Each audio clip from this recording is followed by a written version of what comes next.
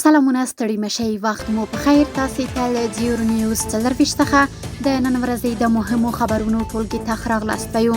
نن دوشنبه د 1404 هجري لمریز کال د کب 4مه چې د 2024 زیږدیز کال د فبروري له 23 سره برابره ده. تاسې ته له زیور نیوز 24 څخه د هیواد مهم خبرونه وړاندې کوم، خو په سر کې د مهمو خبرونو سرټکي. امنیت شورا ته د رسمي شکایت سپارل کېدل. د ملګرو ملتونو امنیت شورا کې د افغانستان دایمي استازولۍ خپل رسمي شکایت یادې شورا ته وسپاره. افغانستان کې د بشري مرستو کمښت. اوچا ویلي اټکل کېږي په 2024 کال کې به نږدې د هیواد نیمایي وګړي بشري مرستو ته اړتیا ولري. او د ټاپي پروژې نوې نلیکه د هرات ولایت اړوند سیمې ته رسیدلې ده. اوس هم بشپړ خبرونه. د ملګرو ملتونو امنیت شورا کې د افغانستان دایمي استازولۍ خپل رسمي شکایت یادې شورا ته وسپاره. د ملګرو ملتونو امنیت شورا کې د افغانستان دایمي استازي نصیر احمد فایق ویلي چې د پاکستان تېرې شپې هوایي بریدونو په اړه چې د ښځو او ماشومانو په ګډون ملکي وګړي پکې ووژل شول، خپل رسمي شکایت یې د ملګرو ملتونو امنیت شورا ته وسپاره.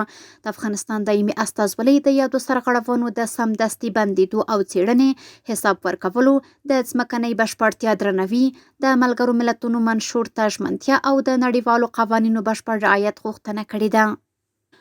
اوچا ویلي اټکل کېږي په 2024 کال کې به نږدې د هیواد نیمایي وګړي بشري مرستو ته اړتیا ولري.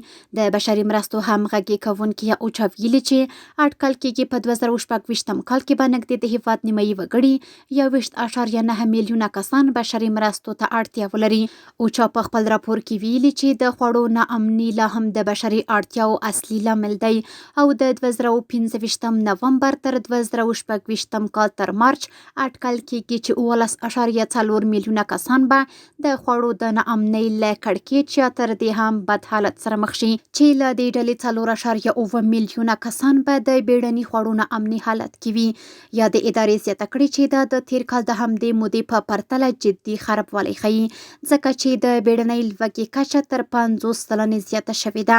اوچا ویلي وچکالي، د عایداتي سرچینو له منځه تلل او له ګاونډیو هیوادونو څخه د میلیونونو افغانانو ستنېدل د خوړو د کړکېچ مهم عوامل دي. د 2024 کال HNRP له مخې ټاکل شوې ده چې 19.5 میلیونه کسانو ته د 1.1 میلیارد امریکایي ډالرو د غوښتنې له لارې مرستې ورسول شي. اوچا ټینګار کړی چې د کافي بودیجې برابرول حیاتي ارزښت لري څو بنسټیز خدمتونه دوام ومومي، د وضعیت د لا خرابېدو مخه ونیول شي او له خطر سره مخ میلیونونو کسانو ته پر وخت مرستې ورسیږي. د هند بهرنیو چارو وزارت په افغانستان کې د پاکستان هوایي بریدونه وغندل. د هند بهرنیو چارو وزارت ویان رندیر جیسوال ویلي چې هند په کلکه هغه هوایي بریدونه غندي چې پاکستان د افغانستان په خاوره ترسره کړي او د روژې په میاشت کې د ښځو او ماشومانو په ګډون ملکي وګړو ته مرګ ژوبله اړولې ده. جیسوال زیاته کړې چې پاکستان هڅه کوي خپلې کورنۍ ناکامۍ پټې او په نورو وتړي. د غرض نوې ډیلي یو ځل بیا د افغانستان د حاکمیت، ځمکنۍ بشپړتیا او خپلواکۍ څخه خپل ملاتړ څرګند کړی. د کانونو او پېټرولیم وزارت اعلان کړی چې د ټاپي ګازو پروژې نوې نلیکه د هرات ولایت اړوند سیمې ته رسیدلې ده.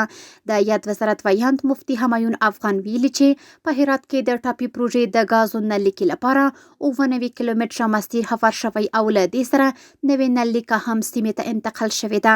د نوموړي په وینا له دې وروسته به د نلیکې د غځولو عملي چارې پیل شي او ټاکل شوې ده چې هره ورځ به شاوخوا 1500 متره نلیکه وغځول شي.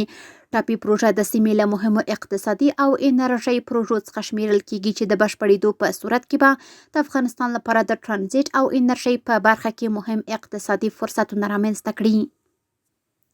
او وروستی خبر هم دا چې په انقره کې اسلامي امارت سفیر شیخ سنی الله فرهمند د ګلجک ګوند له مشر احمد داود غلو سره لیدلي. په انقره کې د اسلامي امارت سفارت د خبرپاڼې په خپرولو سره ویلي چې په یاده کتنه کې دواړو لورو د افغانستان او ترکیې ترمنځ د سیاسي، اقتصادي او کلتوري اړیکو د پیاوړتیا پر لارو چارو خبرې کړې دي. کورني خبرونه هم دومره و. د بهرنیو او سپورټي خبرونو لپاره زموږ پاڼې وڅارئ په خواله رسنیو باندې فیسبوک، انسټاګرام، ایکس یا پخوانی ټویټر، یوټیوب او ټیک ټاک زموږ خپرونې خوښې او موږ تعقیب کړئ. آدرس یې 0news24 تر سبانۍ خپرونې. د الله پامان.